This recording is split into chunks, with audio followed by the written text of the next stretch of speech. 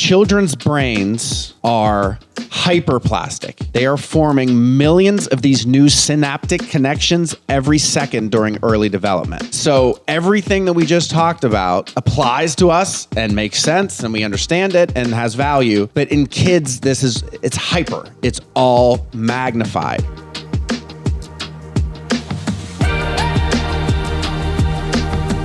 This is Generation Health. We bring you the latest news, cutting-edge research, and time-tested best practices helping you live a longer, healthier life. Joey DiMatteo, PharmD, board-certified clinical nutritionist. How are you, my friend? I'm doing great today. How are you? I'm fantastic. Josiah Schweinberg, engineer extraordinaire. Yep. How are you? Doing swell. Just fine-tuning, working everything in. I love it. How are you? I'm good. I'm very good. My name is Tyler Andrews. I'm the host. Any other questions? No. That's enough out of you Save today. it for later. All right, so we are talking about we're talking about positive thinking. Really? I know. And even like as I started to put this together, I was like, man, it's kind of one of those things we all like believe in, but that we really understand. And I got a lot out of just researching this. So positive thinking and negative thinking, I think it's important to put them together. Yep. There is a neurological basis for why it works and why it is effective. And like you and I discussed a little bit ago, it's one of those things that whether it's, somebody says processed foods are bad, maybe something clicks with you and you say, that kind of makes sense, eat natural food. Sure. There's just certain things maybe that you take at face value because of who says it and just because it clicks with things you already believe or know. Positive thinking can be one of those. But I know for me, without like a level deeper of hopefully some science behind it, some understanding of why it works, my ability to put it into practice and to really get the most out of it is not there. Yeah. Like I have to understand it at a little deeper level for it not to be something that kind of just goes in one ear and out the other, so to say. Yeah. So what we're talking about is not actually just positive thinking. We're talking about scientifically something called neuroplasticity. Exactly. Yeah. And specifically, what is this that we're talking about? So it's literally the brain's ability to change its structure and function in response to experience. That's the hard definition of it. It's learning. Yes. But learning new behaviors, learning new patterns. Yes. It's the brain's ability to change its activity in response to internal or external stimuli. It literally is reorganizing structure, functions, and connections. I think is a key thing. Synapses, that's all the stuff I'm not going to go into, but there is structural and functional plasticity that occurs by what we think and what we're telling our brain over and over and how things get wired. And then of course, also what happens to us. Yeah. That those things obviously begin to form how we process. Are we going to start talking about neural pathways? We just touched on them. I can't wait. We did I was going to ask you if you guys needed your resident pastor to step in here to talk about gratitude and positive thinking. You jump in at any time. We did a whole series about this and the neural pathways in the brain. And all no, but seriously, this is not an osteoporosis episode. I think, jumping in is only going to be a benefit. Yeah, I usually stay pretty quiet on those ones. Yeah, I want to hear from you. I could tell you're into it. I like it. So to clarify, neuroplasticity, and as we're somewhat humorously calling it positive thinking, we're not talking about, was that book, The Secret, where you just vision cast the Mercedes-Benz in your future? Exactly. And you focus on it and you think of Mercedes, you think of Mercedes, you think of Mercedes, and the universe brings it to you. That's not what we're talking about. No. That is not neuroplasticity. That's nonsense. But what we're talking about is the brain's ability to adapt and change. Yeah. So I think it's one of those things to understand. We keep saying positive thinking, but I keep bringing it back to negative thinking as well. It's to understand that this concept is neutral. It can work for good or bad. Right. Okay. Neurons that fire together, wire together. Yeah. Okay. Just meaning repeated self-negative talk, repeated positive self-talk, and of course what comes in as well. So that then we'll get kind of to that and parents' role in some of this. Yep. They work together. All right, so talk about the science. Give me some details. Science. So positive thinking, optimism, constructive mental habits can lead to changes in brain regions associated with emotional regulation and resilience. So optimism linked to stronger left prefrontal cortex activity, which is involved in motivation and long-term thinking via neuroplasticity. Okay? So specific biological mechanisms. Positive thinking is associated with increases in serotonin, dopamine, and reduced cortisol. All facilitate more adaptive learning.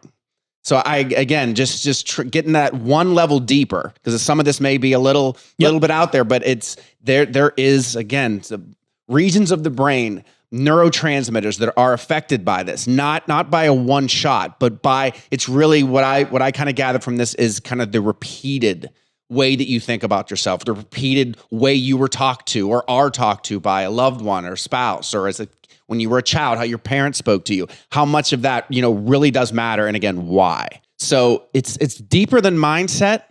So I think that's important too. The mindset can build some of these neural pathways, but it's not mindset alone that's enough. It's the neural adaptation that occurs over time with proper mindsets. And it's about, in a negative sense, that if your negative mindset is set that way, that you're literally adapting your brain to go down those pathways. Again, those neurons that fire together wire together. Yeah. Okay, so I wanted to touch on again the negative aspect here, because I think that's just as important to focus on.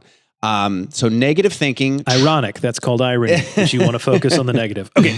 Negative thinking often triggers chronic stress response. Yeah. Okay. Elevated cortisol, which can actually damage hippocampal neurons, reduce capacity for adaptive plasticity. So the result, reduced ability to adapt, to learn, to recover. Also, we see increases in depression, in anxiety, and also what I think is interesting, a rigidity in thinking, not being willing to listen to others to change your mind. So neuroplasticity in that case is working, but it's not going in that helpful direction. So again, you said it a couple times, the neurons that fire together wire together. This is the repeated stories that you tell yourself or about other people or about the world or about the way people react to you, or that stories that have been told to you over and over again.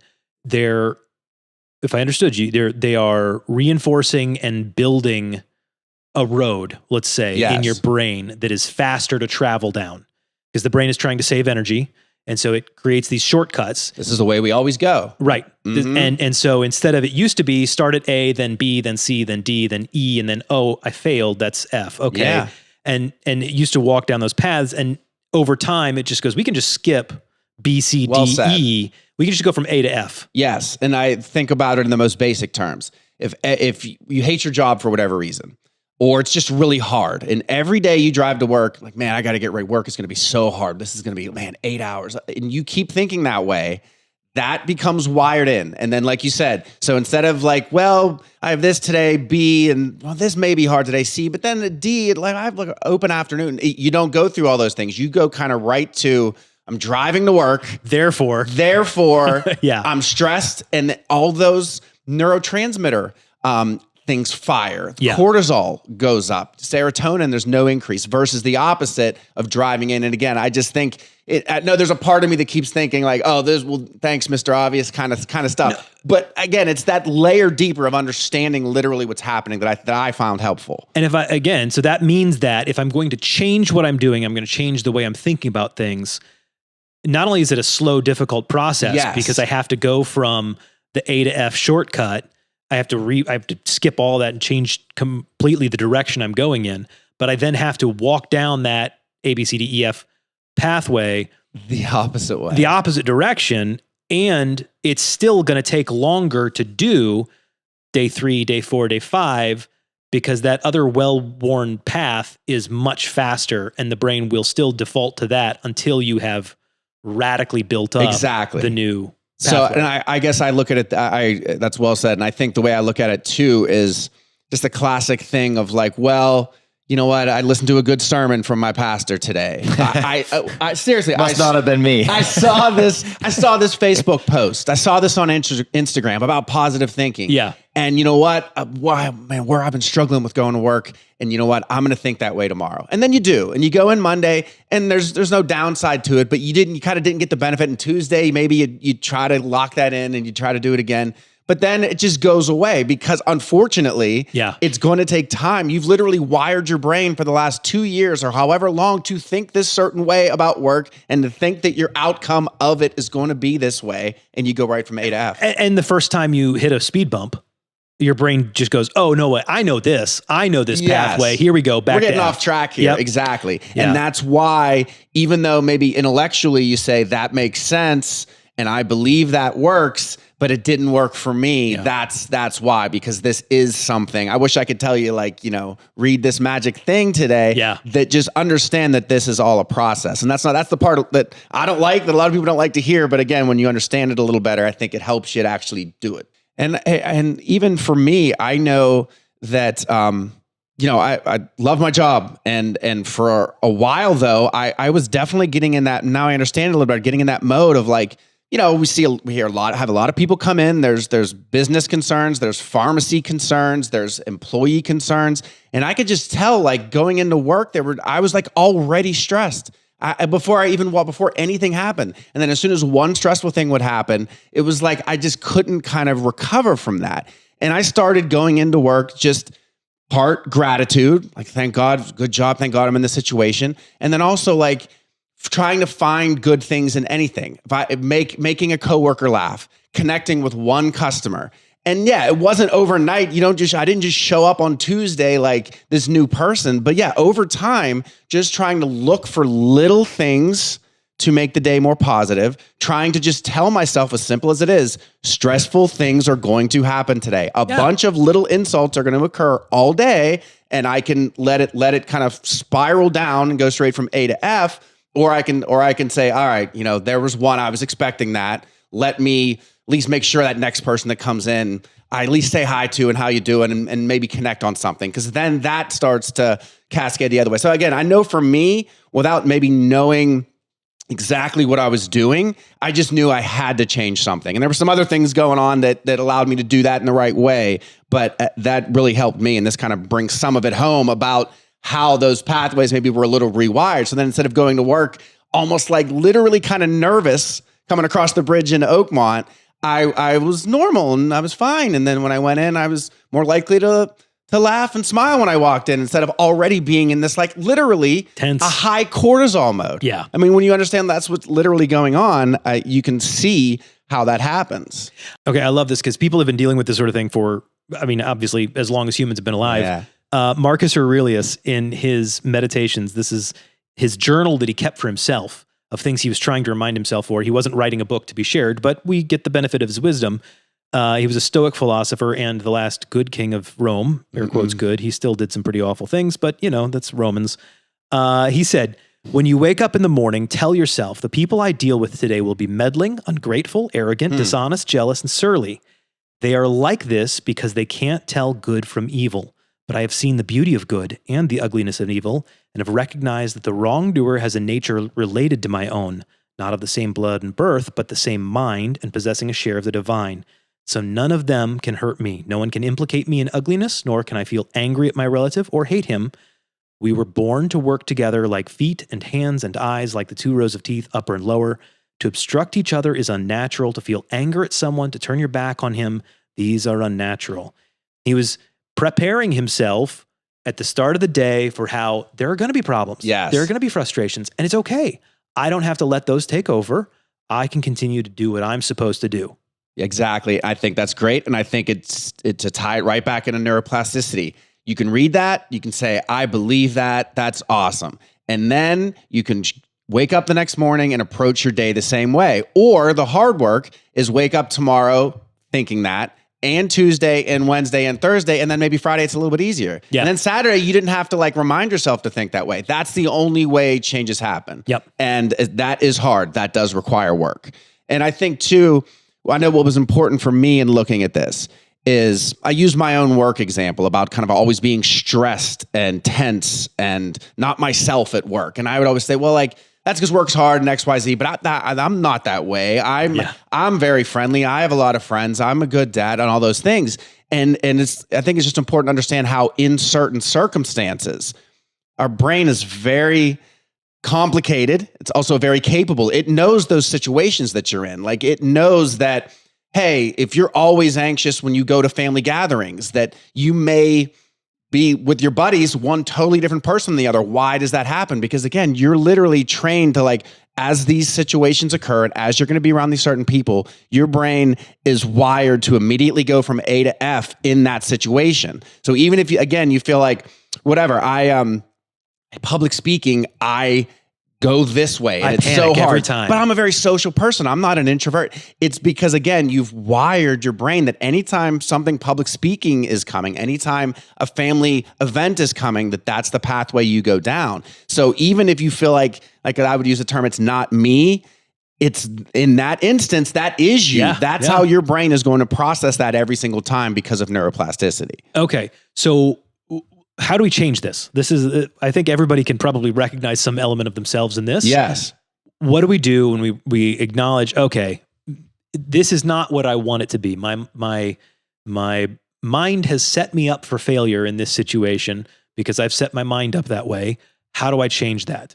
Yeah, I mean, that's obviously the ultimate question. I think in the most simplistic way, it is kind of the cliche power of positive thinking. I love what you shared. And I had mentioned something similar about, I don't know, going to work. I know things are going to happen. I know people are going to be difficult. I know things aren't going to go my way in the sense of, like, when I say something that I expect the person to say, okay, that makes sense. And instead they're going to push back or whatever it is.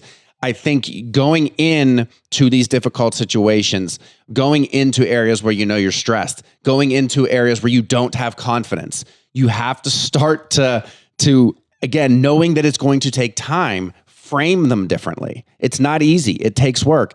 I didn't find any magical exercise. I mean, there may be different versions of all saying the same thing of wake up in the morning and do an affirmation. None of those things are bad. I'm just saying that the key thrust here is to start to train your brain to go into these situations with a positive mindset and a different framework, and to keep doing it day after day, so that, again, on day 10, 12, 15, it's more natural than it is on 2 and 3 where it's taking work. Yeah. I want to take this in the same direction, but apply it to something that I feel as a father of, and in my case, particularly young children. Yeah. For children and our role as parents.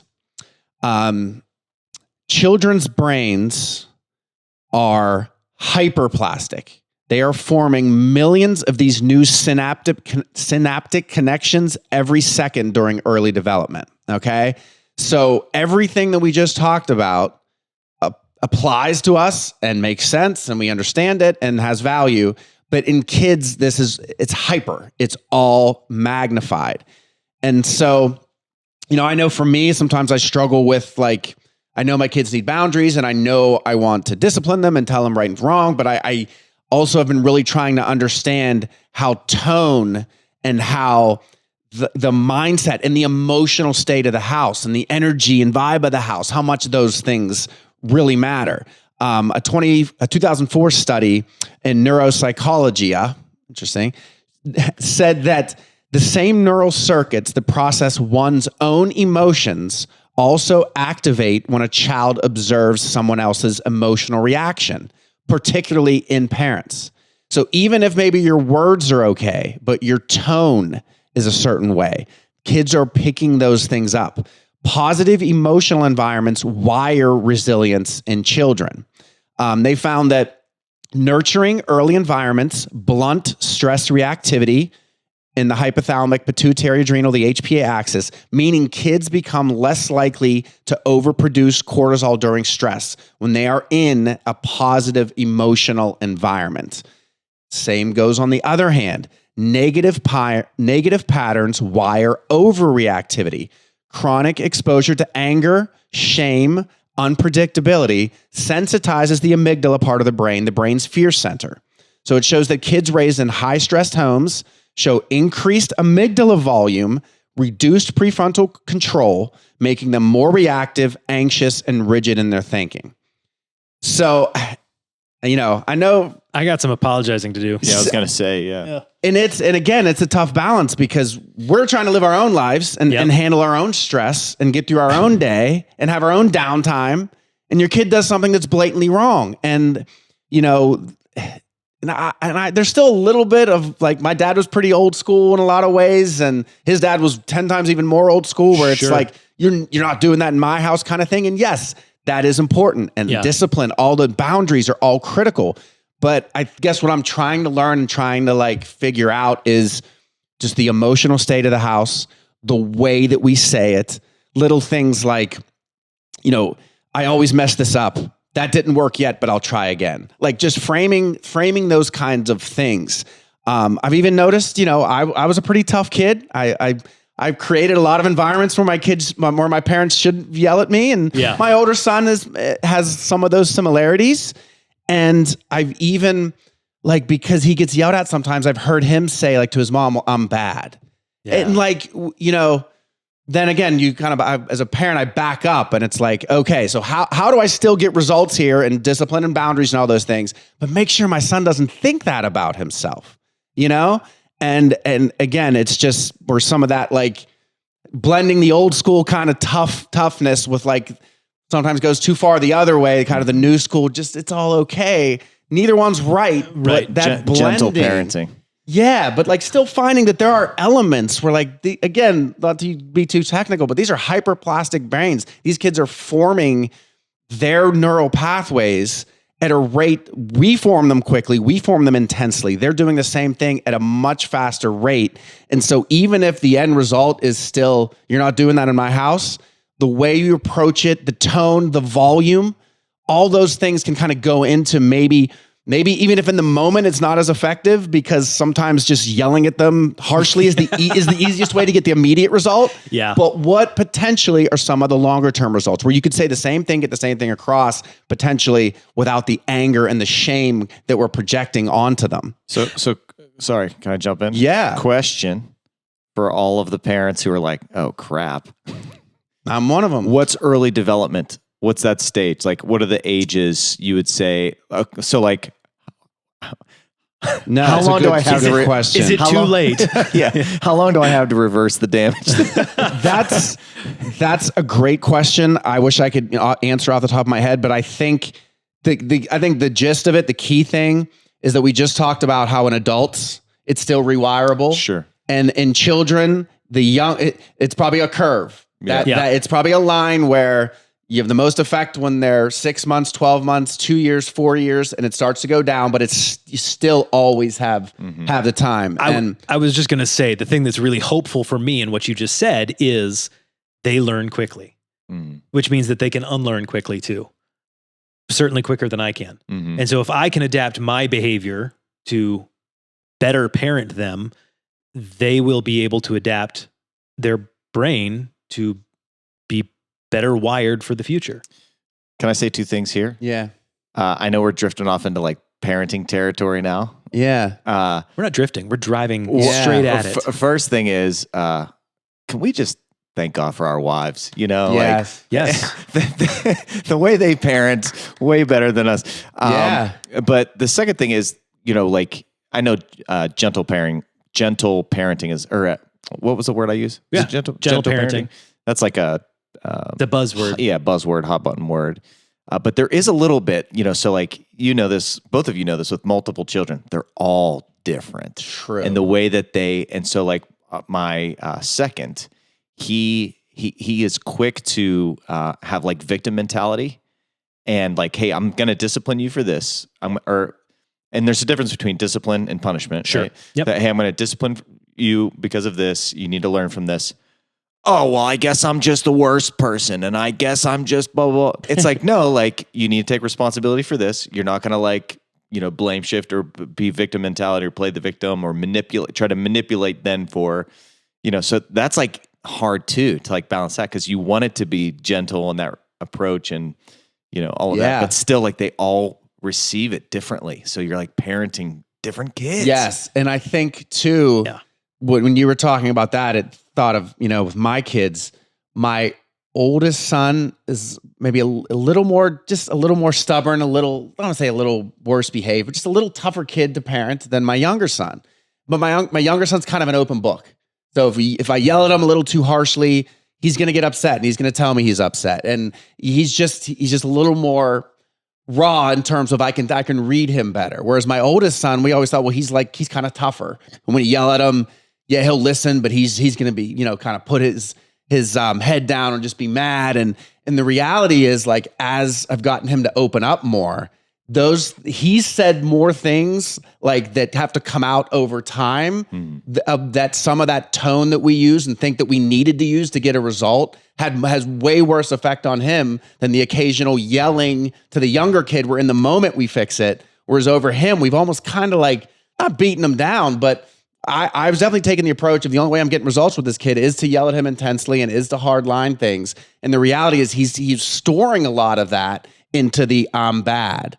And then, that's even like just brought up with how you're saying about parenting them differently, where you think the kids, but as they're developing, they're changing and they're storing things and they're so quickly that there may be, I guess, more similarities there than you even think, But yeah, along those lines, just couple quick hits from studies. Constant criticism builds hypervigilance. Kids internalize negative feedback as threat, reinforcing the amygdala, that fear center, weakening the prefrontal cortex, the part responsible for logic and emotional regulation.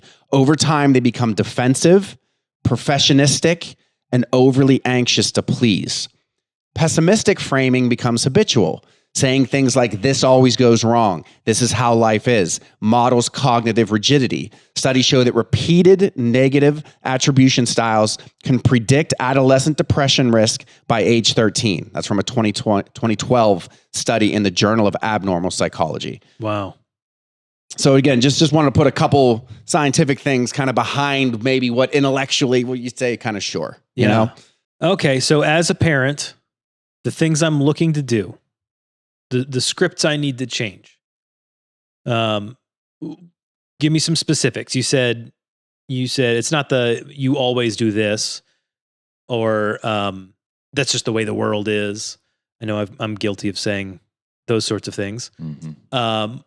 Give me some better options. Yeah, I guess one thing that I got from this and one thing I've tried, especially I keep talking about my oldest son. Let's go back to the hypervigilance thing. Well, he's the one you have the most experience with. True. Yeah. But part of it sounds so basic to us, like we know that act was bad, but that the kid's good. Yeah. But to them, they wire those things. They begin to wire those things as together.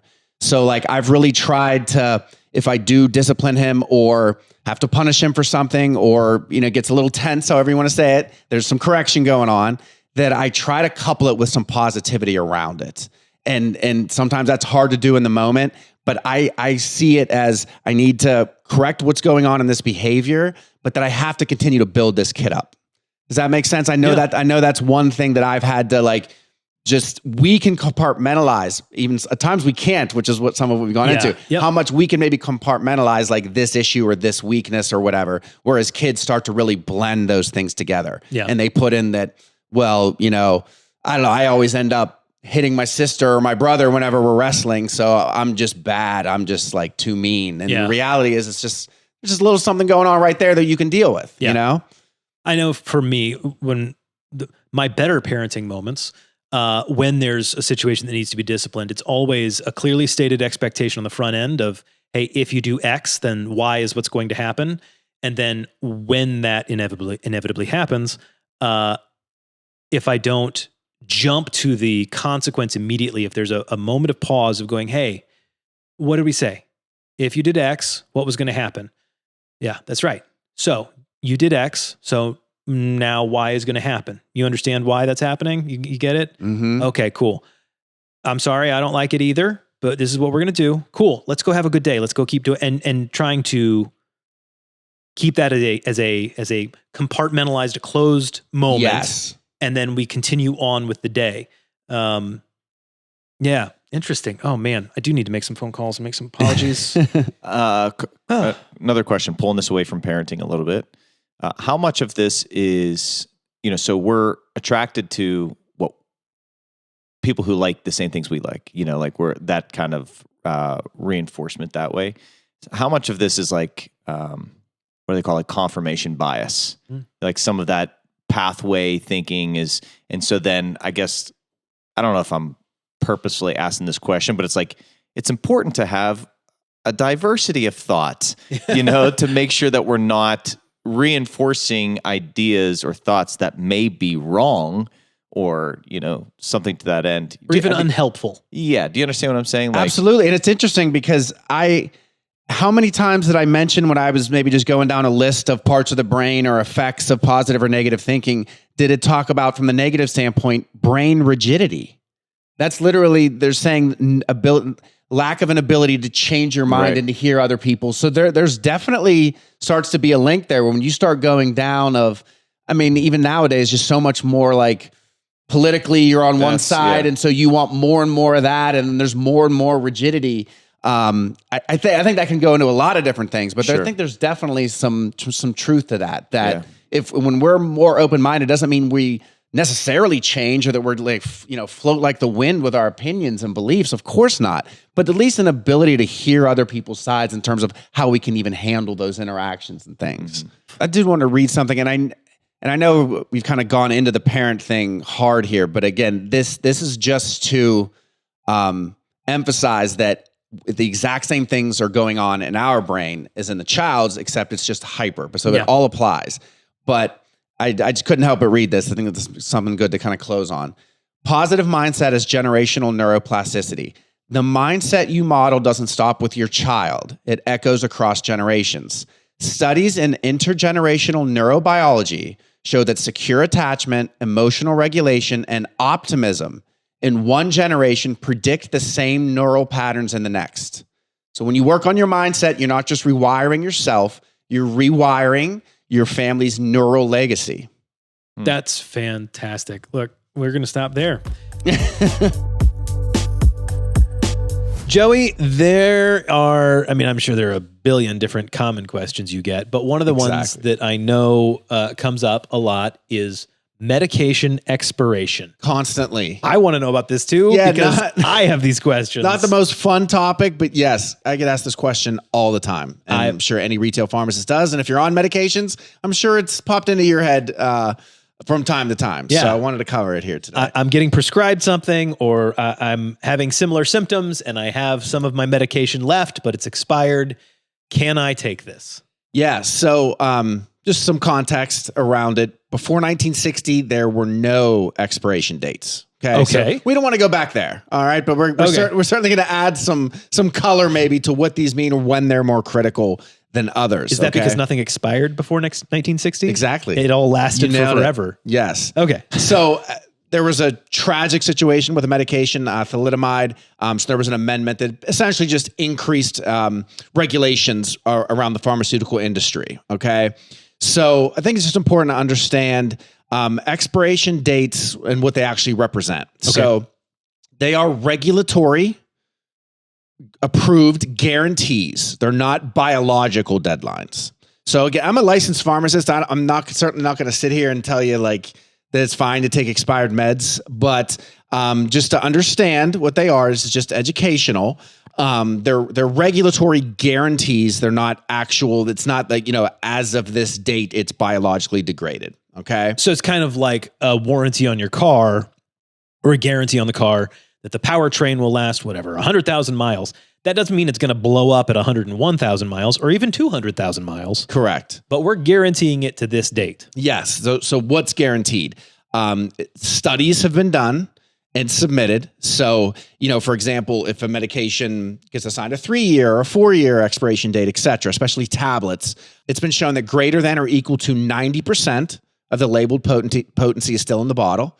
Okay. And again, those studies have to be done and proven. So they may have studied it 3 years and not at 5. So then it gets stamped with a 3-year, even though maybe it's a 5, 7, 10 years. So again, just in terms of what they actually mean. All right.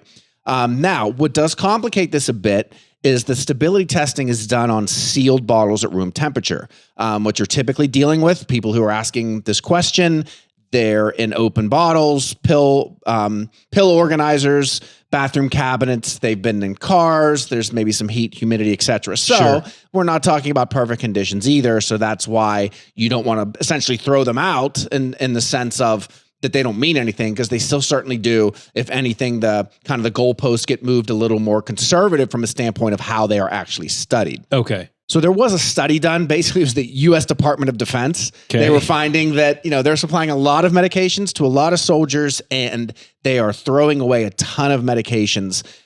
Should we be doing this? And they found that solid oral tablets remain stable years past expiration.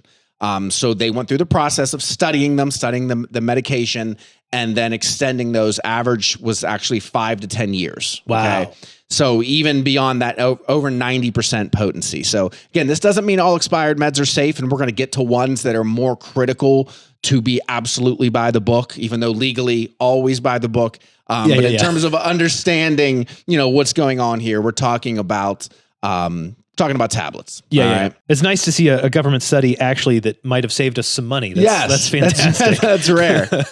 So I'm going to highlight high risk categories. Yeah. Where you essentially, no matter what, you don't play with the expiration date. Insulin. Yes. Basically anything that's refrigerated, but insulin, number one. EpiPens and epinephrine injections, nitroglycerin tablets, thyroids, seizure meds, anything liquid, anything injectable, anything that's going to go in your eyes, ophthalmic preparations.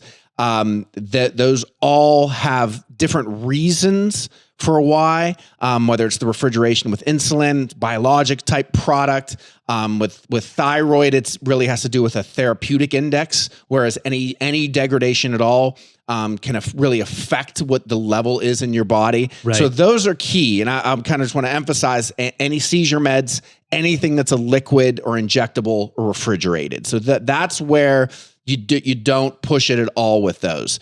Saying that again, if it's any of those things, do not use them past the expiration date. Yes. Because even with something like an anticonvulsant, a small level drop, a small degradation in potency can cause breakthrough seizures, which is obviously traumatic. And then you throw in, it may cause dose alterations that weren't necessary. It gets very hairy. Those are the type of meds that you just don't play around with. Got it. It's things like digoxin, warfarin, any of those, anything immunosuppressant. Those are all what we call narrow therapeutic index medications, which basically just means that the levels that they need to be in your body are in a very small window versus maybe something larger like your typical blood pressure medication. So even small potency degradations will have an effect on the blood level that's in your body and how the medication's working for you. Okay, that makes sense. So, really what comes down to is we get the question, I have this medication from a year or two ago, and the one that's most common is an antibiotic. Okay. I don't know what you're talking about. So there's a couple layers here. Certainly never done that. Okay. There's a couple layers, and I'll touch on both, even though one's not specifically related to expiration dates. Issue one with that question that's so common that you're smiling about is, why do you have leftover antibiotics? Because I was feeling better. I know. But what happens is, and I'm going to get too technical, but that's what this is for. Yes. Whenever you have an illness and there's some bacterial growth, okay, you start to feel better when the amount of bacteria drops below a certain threshold, okay? And that's when you feel better. But that does not mean that the bacteria is gone and has been eliminated. What you've then done is taken away the brakes and have the potential for this to come back. You also, that can exacerbate not just in your personal body, but overall antibiotic resistance. So if you've taken the plunge to start the antibiotic, just finish it. Make sure it's all cleared up. Okay. That's what we all need to do. This is not legalese, right? Legitimately. So that's step one. This question is, I would say, 80% time about an antibiotic. That's layer one.